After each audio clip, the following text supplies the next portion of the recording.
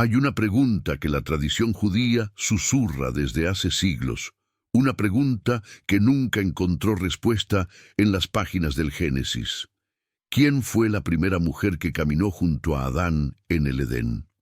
La respuesta oficial es Eva, la compañera formada de su costilla, la madre de la humanidad. Pero existe otra historia, más antigua, más oscura, que habla de una mujer diferente. Una mujer creada del mismo barro que Adán, que lo miró a los ojos como igual, que rechazó inclinarse ante él y que, en un acto de rebeldía que cambió el curso de la narrativa bíblica, simplemente desapareció. Su nombre era Lilith. Esta es la historia que la Biblia no quiso contar. O tal vez la historia que fue borrada, fragmentada, silenciada hasta convertirse en susurro. Pero los susurros tienen una forma particular de sobrevivir. Se esconden en textos antiguos, en leyendas judías, en manuscritos polvorientos que pocos se atreven a leer. Y cuando finalmente los encuentras, cuando te atreves a seguir el rastro de lo que fue eliminado, descubres algo perturbador, que la primera relación de la humanidad no terminó en armonía, sino en ruptura, que antes de la obediencia de Eva hubo la rebelión de Lilith, y que esa rebelión fue tan incómoda, tan desafiante, que tuvo que ser borrada de la memoria oficial del paraíso. Si te apasionan las historias bíblicas profundas y los misterios que casi nunca se cuentan, deja tu like y suscríbete ahora al canal. Cada día abrimos un nuevo archivo de la Biblia para ti. Imagina el Edén en sus primeros días. No el jardín pacífico que conocemos de las pinturas renacentistas, sino un lugar recién formado, aún en proceso de ser comprendido por sus primeros habitantes. Adán camina entre los árboles, nombrando a las criaturas, ejerciendo la autoridad que le fue concedida sobre toda la creación. Pero hay algo incompleto en su existencia. Dios mismo lo reconoce. No es bueno que el hombre esté solo. Y entonces, según las tradiciones que fueron preservadas fuera de las escrituras canónicas, viene la primera compañera. No Eva todavía. Otra. Su nombre resuena con ecos de vientos antiguos. Lilith. Según el alfabeto de Ben Sira, un texto judío medieval que recoge tradiciones orales mucho más antiguas, Lilith fue formada de la misma tierra que Adán, en el mismo momento, con el mismo propósito. No hubo costilla, no hubo sueño profundo. Fueron creados juntos, lado a lado, iguales en origen y, según ella entendía, iguales en destino.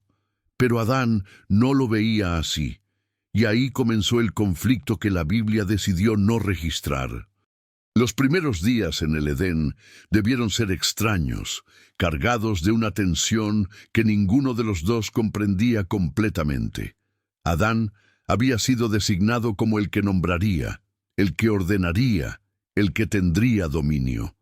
Pero Lilith también había sido formada directamente por las manos divinas, también había respirado el primer aliento de vida. ¿Por qué entonces debería someterse? ¿Por qué debería aceptar una posición inferior si compartían el mismo origen? La tradición judía preservó un detalle escalofriante sobre esta tensión. No se trataba solo de un desacuerdo filosófico o espiritual. Era visceral, íntimo.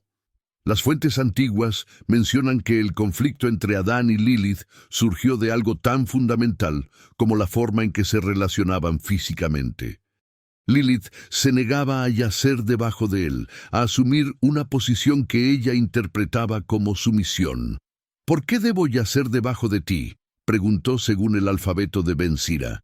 Yo también fui hecha del polvo, y por lo tanto soy tu igual.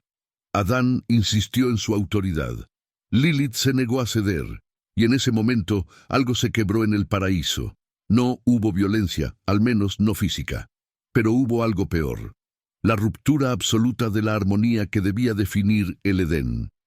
Lilith, viendo que no podría existir en igualdad junto a Adán, tomó una decisión radical. pronunció el nombre inefable de Dios, el tetragramatón, que otorgaba poder sobre la creación misma, y se elevó en el aire.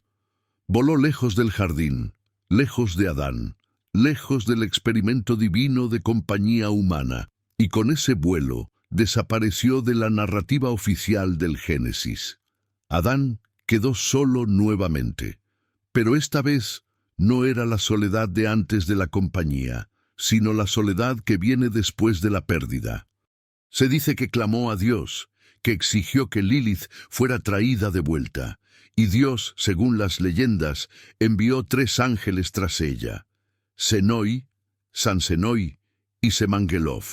Los encontraron en el Mar Rojo, una región que en la cosmovisión antigua representaba el caos, el límite entre el orden de la creación y el abismo primordial. Los ángeles le ordenaron regresar. Le advirtieron que si no lo hacía, 100 de sus hijos morirían cada día. Lilith se negó. Prefirió la maldición a la sumisión. ¿Pero qué significa realmente esta historia? ¿Por qué un relato tan poderoso, tan cargado de tensión y significado, no aparece en ninguna parte del texto sagrado que millones consideran la palabra definitiva de Dios? La respuesta no es simple, pero comienza con una observación crucial. El libro del Génesis tiene una contradicción interna que pocos notan, pero que los rabinos antiguos identificaron hace siglos. Una contradicción que abrió la puerta para que Lilith entrara en la tradición. En Génesis 1:27 se nos dice que Dios creó al ser humano a su imagen, varón y hembra los creó, ambos al mismo tiempo en igualdad aparente. Pero luego, en Génesis 2:21-22, tenemos una historia diferente. Dios hace caer un sueño profundo sobre Adán, toma una de sus costillas y de ella forma a la mujer. 2 relatos, 2 momentos, 2 mujeres. Durante siglos, los estudiosos intentaron armonizar estas versiones, explicarlas como perspectivas complementarias del mismo evento. Pero algunos rabinos, especialmente en la tradición mística y midrásica, llegaron a otra conclusión. Tal vez no eran el mismo evento. Tal vez hubo 2 mujeres. La primera, creada igual a Adán, que desapareció de la historia. La segunda, Eva, creada de Adán, cuya historia conocemos. Y así, en ese vacío textual, en esa grieta entre 2 capítulos del Génesis, nació la leyenda de Lilith, o más bien, renació, porque el nombre Lilith no apareció de la nada.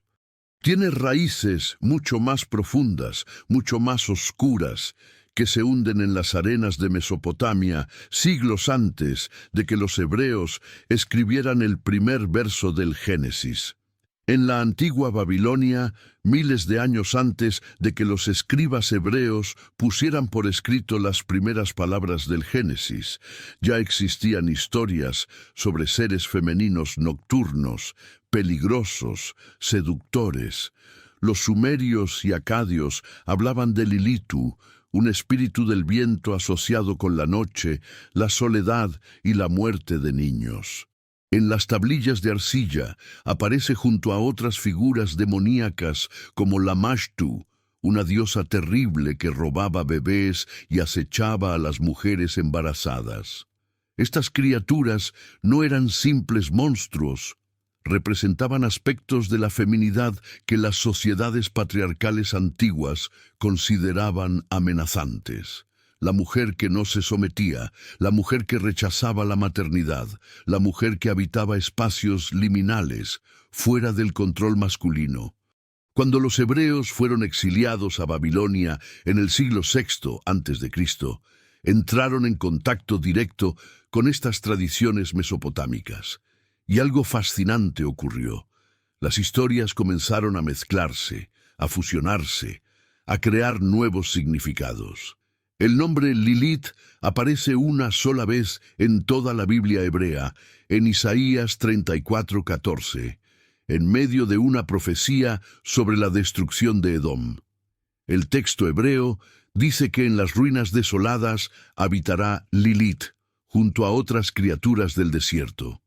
La mayoría de las traducciones modernas la interpretan como criatura nocturna o lechuza, pero el nombre es inconfundible. Lilith, un ser asociado con lugares abandonados, con la oscuridad, con el exilio de la civilización humana. ¿Es esta la misma Lilith que huyó del Edén? El texto de Isaías no lo dice explícitamente, pero para los rabinos que siglos después buscaban entender las contradicciones del Génesis, la conexión era irresistible. Aquí estaba un nombre antiguo, cargado de poder y peligro, que podía explicar el vacío en la narrativa de la creación. Y así, lentamente, a través de generaciones de interpretación oral y escrita, Lilith se transformó de demonio mesopotámico en la primera mujer de Adán. Volvamos ahora al Génesis mismo, al texto que supuestamente cuenta el origen de todo. Si lees con atención, notarás algo extraño desde el principio. El primer capítulo del Génesis presenta la creación como un proceso ordenado, casi litúrgico. Día por día, Dios separa la luz de las tinieblas, las aguas de arriba de las aguas de abajo, la tierra seca del mar. Y en el sexto día, después de crear los animales terrestres, llega el momento culminante. Entonces dijo Dios: hagamos al ser humano a nuestra imagen, conforme a nuestra semejanza. Y el versículo 27 es claro: y creó Dios al ser humano a su imagen, a imagen de Dios lo creó, varón y hembra los creó. Varón y hembra, juntos, al mismo tiempo, en igualdad de imagen divina. No hay jerarquía aquí, no hay primero ni segundo. Son creados simultáneamente, bendecidos simultáneamente, y reciben el mismo mandato: fructificad y multiplicaos, llenad la tierra y sojuzgadla. Este es el relato de Génesis 1, y si la Biblia terminara aquí, no habría espacio para preguntas sobre quién fue creado primero o quién debe someterse a quién. Pero la Biblia no termina aquí. El capítulo 2 comienza de nuevo, con lo que parece ser otra versión de la misma historia, pero con detalles completamente diferentes. Ahora estamos en un momento antes de que existieran plantas o hierbas en el campo. Yahvé Dios forma al hombre del polvo de la tierra y sopla en su nariz aliento de vida. Lo coloca en un jardín en Edén, le muestra los árboles, le advierte sobre el árbol del conocimiento del bien y del mal. Y entonces, en Génesis 2:18, viene la famosa declaración: no es bueno que el hombre esté solo, le haré ayuda idónea para él. Adán recibe entonces la tarea de nombrar a todos los animales, pero entre todas las criaturas no se encuentra compañera adecuada para él. Así que Dios hace algo diferente esta vez. Hace caer sueño profundo sobre Adán, toma una de sus costillas, cierra la carne en su lugar y de esa costilla forma a la mujer.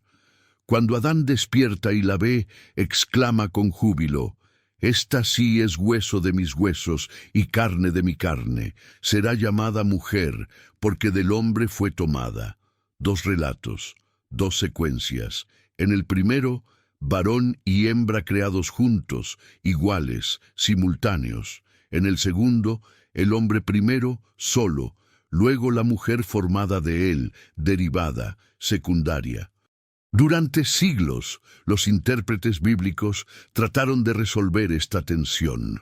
Algunos dijeron que eran dos perspectivas del mismo evento. El capítulo 1 era el resumen general. El capítulo 2, el detalle específico. Otros argumentaron que el orden de los capítulos no era cronológico, que el escritor sagrado simplemente organizó los temas de manera temática, no temporal. Pero hubo otra corriente de interpretación, especialmente fuerte en el judaísmo místico y midrásico, que llegó a una conclusión diferente. ¿Y si no eran el mismo evento? ¿Y si había realmente dos creaciones de mujer? La primera, en Génesis 1:27, creada igual a Adán. La segunda, en Génesis 2:21-22, creada de Adán. ¿Qué le pasó a la primera mujer? ¿Por qué fue necesario crear una segunda? Esta pregunta no es caprichosa ni fruto de imaginación desbordada. Es el resultado de siglos de estudio rabínico meticuloso, de hombres que dedicaron sus vidas a entender cada palabra, cada repetición, cada aparente contradicción en el texto sagrado. En la tradición judía, nada en la Torá es accidental. Si hay dos relatos de creación, hay una razón. Si se menciona dos veces la formación de mujer, hay un significado. Y si hay un vacío en la narrativa, ese vacío debe ser llenado con comprensión, no con silencio. El Midrash, esa vasta colección de interpretaciones rabínicas que acompaña al texto bíblico como sombra inseparable, contiene pistas fragmentadas sobre esta primera mujer. En algunos textos se la llama simplemente la primera Eva. En otros, se insinúa que hubo un intento fallido de compañía antes del exitoso. Y en algunos de los textos más tardíos y controvertidos aparece el nombre Lilith, la mujer del primer relato. La que fue creada igual, la que se negó a someterse, la que tuvo que ser reemplazada por otra más obediente. El texto más explícito sobre Lilith y Adán viene del alfabeto de Ben Sira, un documento judío compuesto probablemente entre los siglos VIII y X de nuestra era.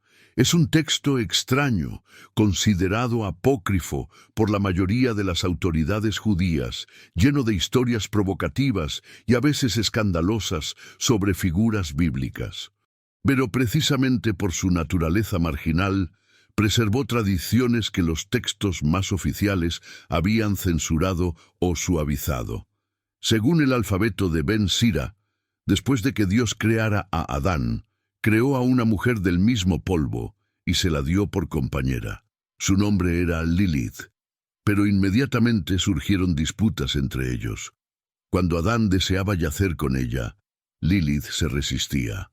«¿Por qué debo yacer debajo de ti?», preguntó. «Yo también fui hecha del polvo, y por lo tanto soy tu igual». Adán intentó forzarla con su autoridad. Lilith se enfureció, pronunció el nombre divino inefable y voló hacia el aire, escapando del jardín. Adán oró a Dios: «Soberano del universo, la mujer que me diste ha huido de mí». Inmediatamente Dios envió 3 ángeles tras ella, Senoi, Sansenoi y Semangelov. Les ordenó: «Si acepta regresar, bien. Si no, debe aceptar que 100 de sus hijos morirán cada día». Los ángeles la alcanzaron en medio del Mar Rojo, en aguas turbulentas donde, según la leyenda, los demonios se multiplicaban. Le transmitieron el mensaje divino. Lilith se negó a regresar. «Déjenme», dijo. «Fui creada solo para causar enfermedad a los niños. Tendré poder sobre ellos desde su nacimiento hasta el 8º día para los varones y hasta el 20º día para las hembras». Los ángeles insistieron. Lilith hizo un juramento: «Cuando vea sus nombres o sus formas en un amuleto, no tendré poder sobre ese niño». Y con ese pacto sellado, permaneció en el exilio. ¿Entiendes ahora por qué esta historia desapareció del canon oficial? No se trata solo de una mujer rebelde o de un conflicto doméstico en el paraíso. Se trata de una confrontación directa con el orden establecido. Lilith no solo desafió a Adán, desafió la estructura misma de la creación tal como estaba siendo definida. Su igualdad no era una petición humilde, era una afirmación absoluta basada en el mismo hecho de su origen. Y su respuesta al rechazo de esa igualdad no fue la sumisión resignada, sino la huida radical. Para los redactores del Génesis, esta historia era impensable. Estaban construyendo una narrativa de orden, de jerarquía divina, de roles claramente definidos. La creación debía reflejar la estructura que ellos consideraban sagrada: Dios sobre el hombre sobre la mujer, ambos sobre la naturaleza. Una compañera que desafiara esa jerarquía, que reclamara igualdad absoluta y que prefiriera el exilio antes que la sumisión, no tenía lugar en esa visión. así que fue borrada, reemplazada, y en su lugar vino Eva, formada de la costilla de Adán, derivada de él, destinada según el relato a ser su ayuda, no su igual. Pero las historias tienen una forma peculiar de sobrevivir, incluso cuando son suprimidas. Se esconden en los márgenes, en los comentarios rabínicos, en las tradiciones orales que se transmiten de generación en generación. Y cuando finalmente encuentran su camino hacia el papel, lo hacen en textos que la ortodoxia considera sospechosos, apócrifos, peligrosos. El alfabeto de Ben Sira es uno de esos textos. Considerado herético por muchos, vulgar por otros, preservó sin embargo una versión de la historia de Lilith que ningún texto canónico se atrevió a contar. Pero el alfabeto de Ben Sira no estaba inventando de la nada. Estaba recopilando, sistematizando, dando forma narrativa a tradiciones que ya circulaban en comunidades judías desde hacía siglos. Los rabinos del Talmud, esa inmensa conversación escrita que se extendió a lo largo de generaciones, mencionan a Lilith de manera fragmentaria, casi siempre en contextos relacionados con demonios, espíritus nocturnos y peligros para los recién nacidos. En el Talmud de Babilonia, específicamente en el Tratado Shabbat 151b, se advierte a los hombres que no duerman solos en una casa, porque Lilith podría venir a ellos. En Nidai 24b se menciona que los niños nacidos de uniones impuras pueden ser vulnerables a sus ataques. Estos no son textos marginales ni oscuros. El Talmud es el centro de la vida intelectual judía, la base de la ley y la práctica.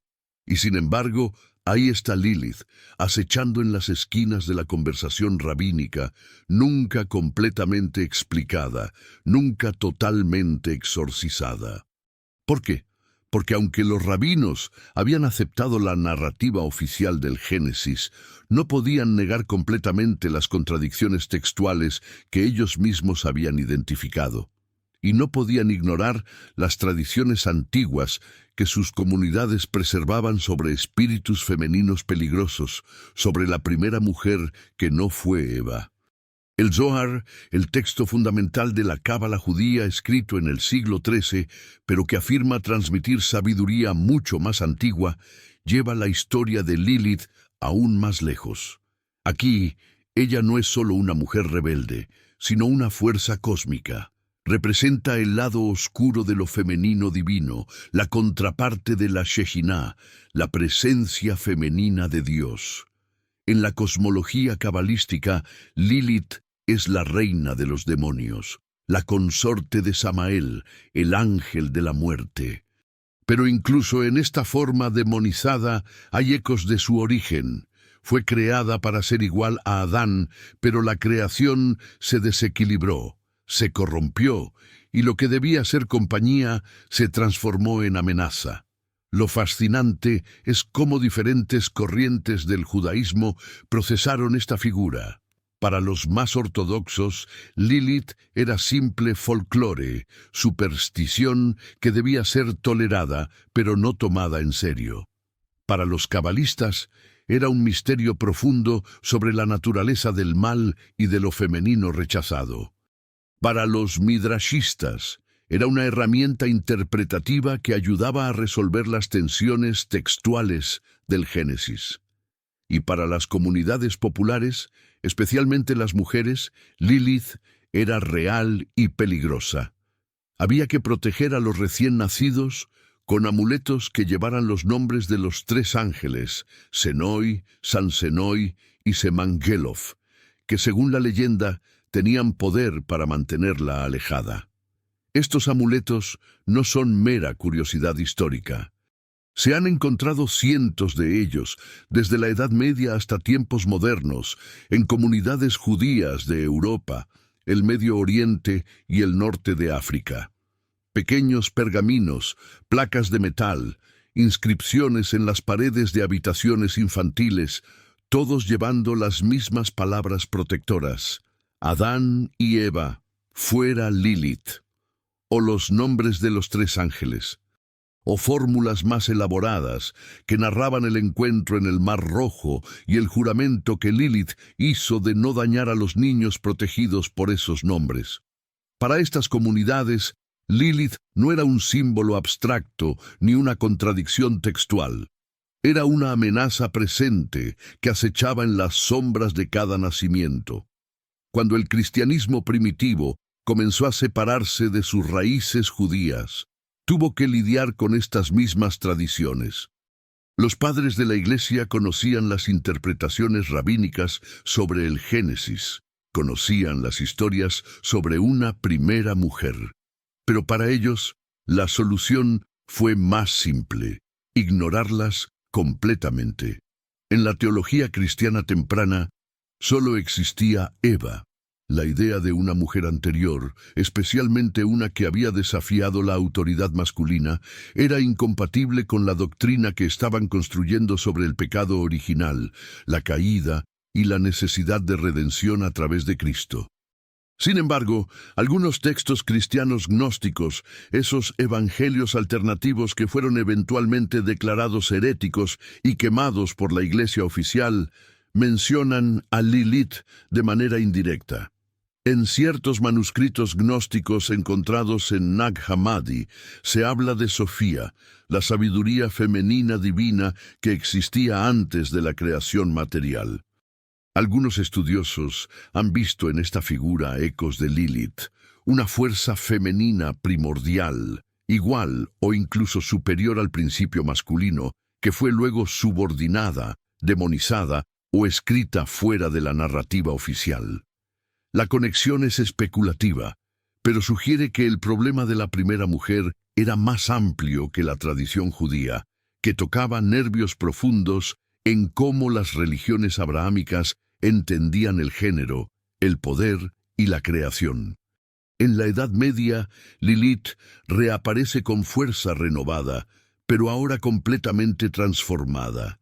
Ya no es solo la primera esposa rebelde de Adán, sino un demonio completo, una súcubo que seduce a hombres dormidos y roba su semilla para crear hijos demoníacos. Los tratados demonológicos cristianos y judíos de este período la describen con alas de murciélago, pies de ave rapaz, cabello largo y salvaje, belleza seductora que oculta malicia mortal. Algunos dicen que puede cambiar de forma, apareciendo como mujer hermosa por la noche y como lechuza siniestra por el día. Otros afirman que comanda legiones de espíritus menores, los Lilín, sus hijos nacidos durante los siglos de exilio en el desierto. Esta demonización no fue accidental. Reflejaba los temores medievales sobre la sexualidad femenina no controlada, sobre mujeres que vivían fuera de las estructuras patriarcales, sobre todo lo que desafiaba el orden establecido.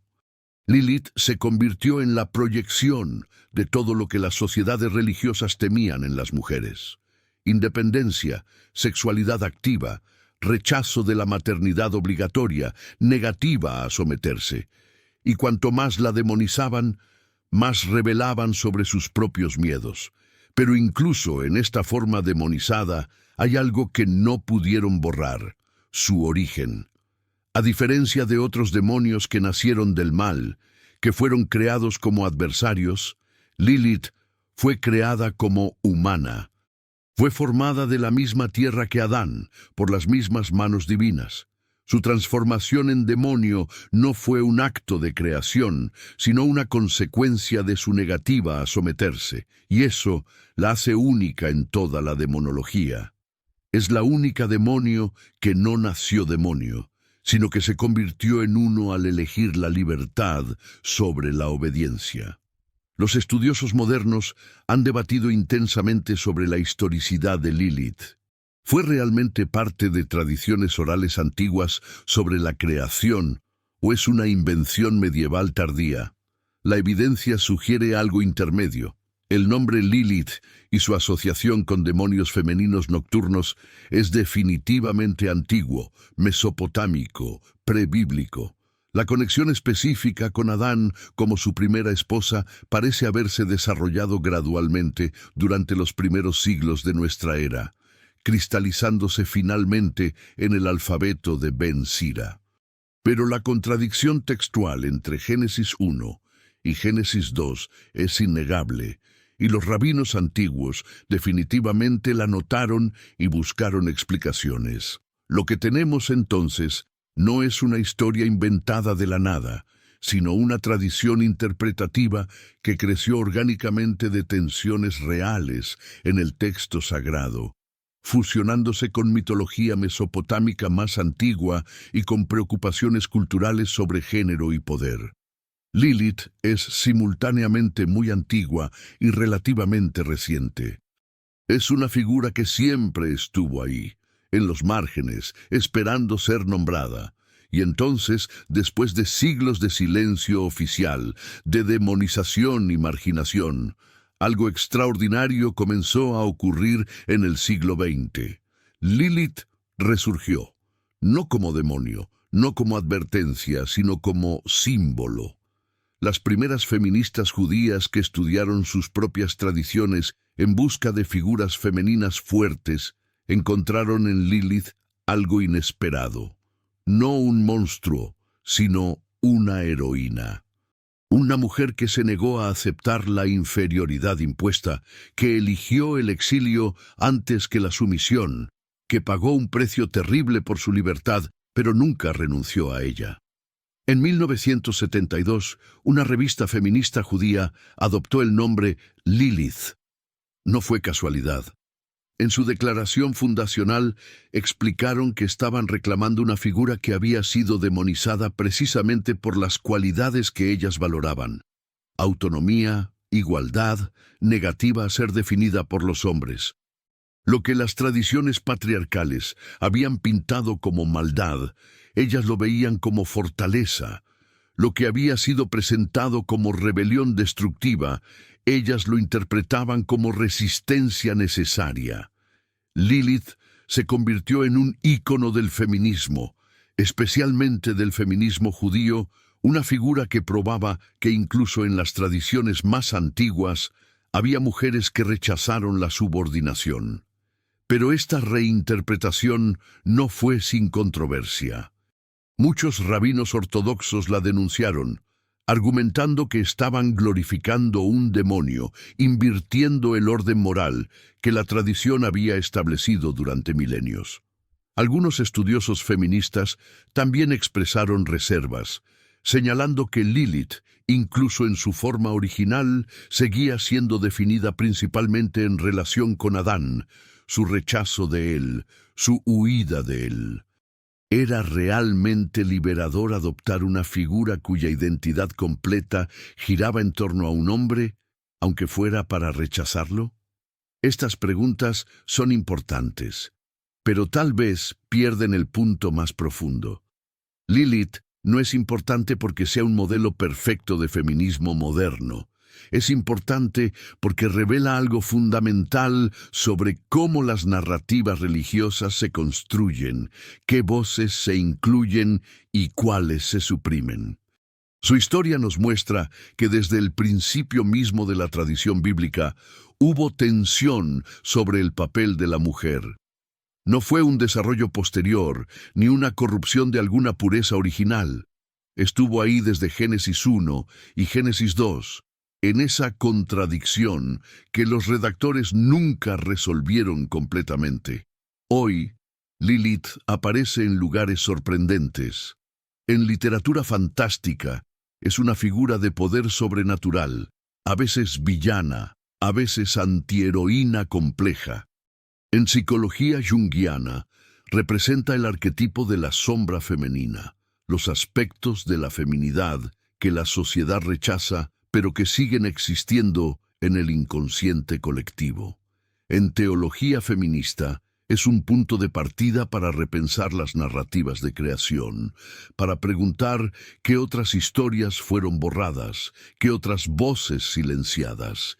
Incluso en la cultura popular, su nombre resuena con connotaciones de misterio, sexualidad transgresora, poder femenino no domesticado. La relación entre Lilith y Adán, vista desde esta perspectiva moderna, se transforma. Ya no es simplemente la historia de una esposa rebelde, sino una parábola sobre el precio de la igualdad. Adán representaba el orden que estaba siendo establecido, un orden donde él nombraba, dominaba, estructuraba la realidad. Lilith representaba la posibilidad alternativa, donde dos seres creados iguales permanecían iguales, donde la compañía no requería jerarquía. El conflicto entre ellos no fue personal, fue cosmológico. Y cuando ese conflicto no pudo resolverse, la solución no fue el compromiso, fue la eliminación. Lilith tuvo que desaparecer para que la narrativa oficial funcionara. Pero las narrativas oficiales tienen una forma curiosa de traicionar sus propios silencios. Cuanto más insisten en que algo no existe, más evidente se vuelve el vacío. El Génesis nos dice que Eva fue la madre de todos los vivientes, pero no puede explicar por qué hay dos relatos de creación de mujer.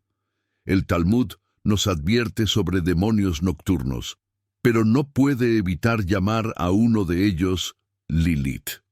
Los amuletos protectores repiten los nombres de 3 ángeles enviados tras una mujer que oficialmente nunca existió. Cada intento de borrar a Lilith terminó preservándola de una forma diferente, hasta que finalmente fue imposible negar su presencia en las sombras de la tradición. Y hay algo más, algo que los intérpretes antiguos tal vez intuían, pero no podían articular completamente. La historia de Lilith no es solo sobre ella o sobre Adán, es sobre Eva, porque después de que Lilith huyó, después de que quedó claro que una compañera creada igual no funcionaría, Dios cambió de estrategia. La próxima mujer no sería formada del mismo polvo, en el mismo momento, con el mismo estatus.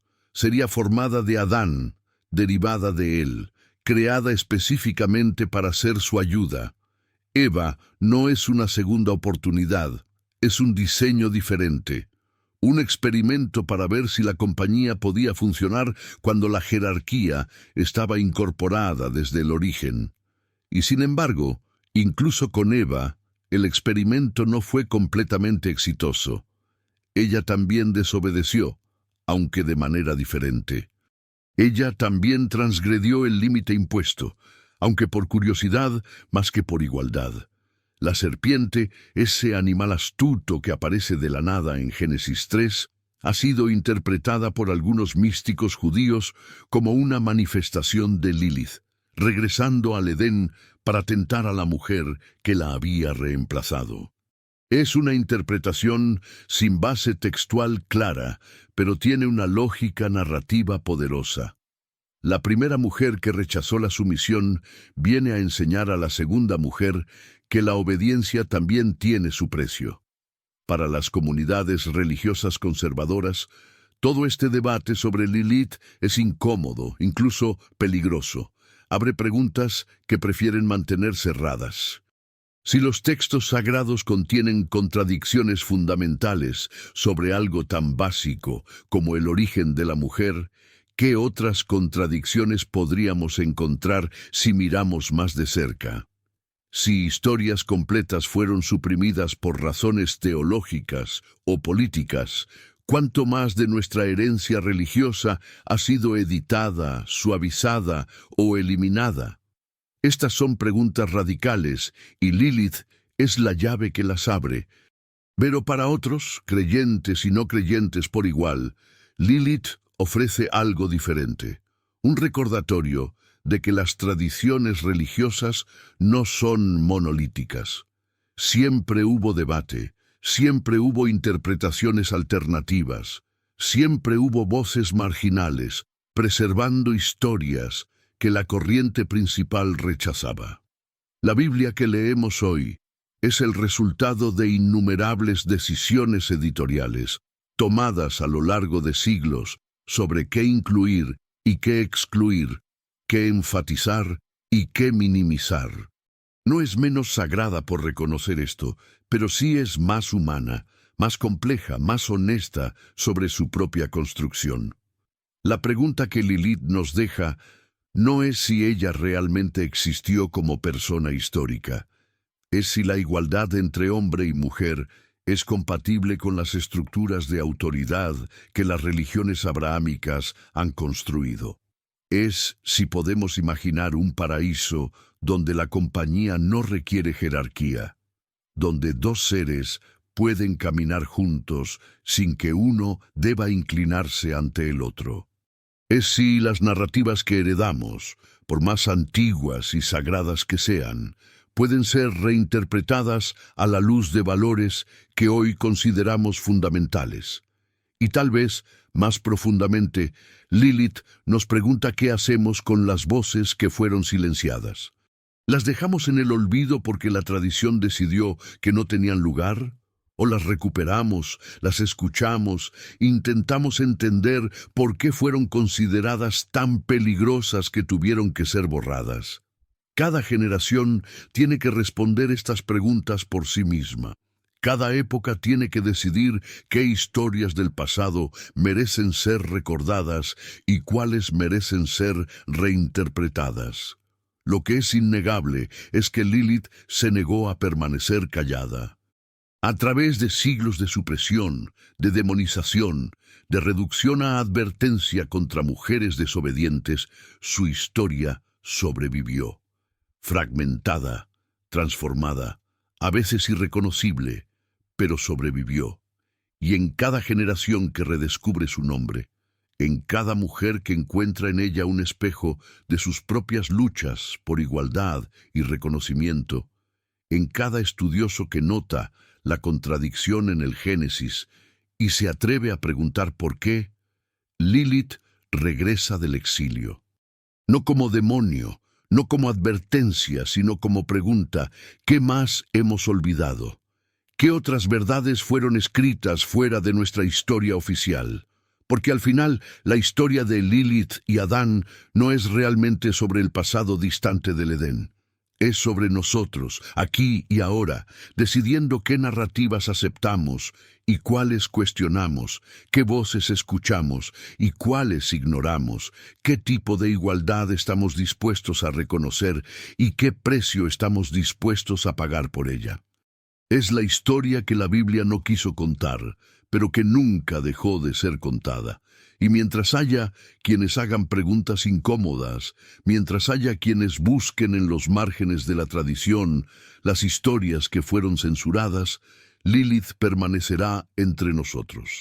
No en las ruinas del desierto donde los ángeles la dejaron, sino en cada espacio donde se lucha por la dignidad, la igualdad y el derecho a no inclinarse ante nadie excepto por elección propia.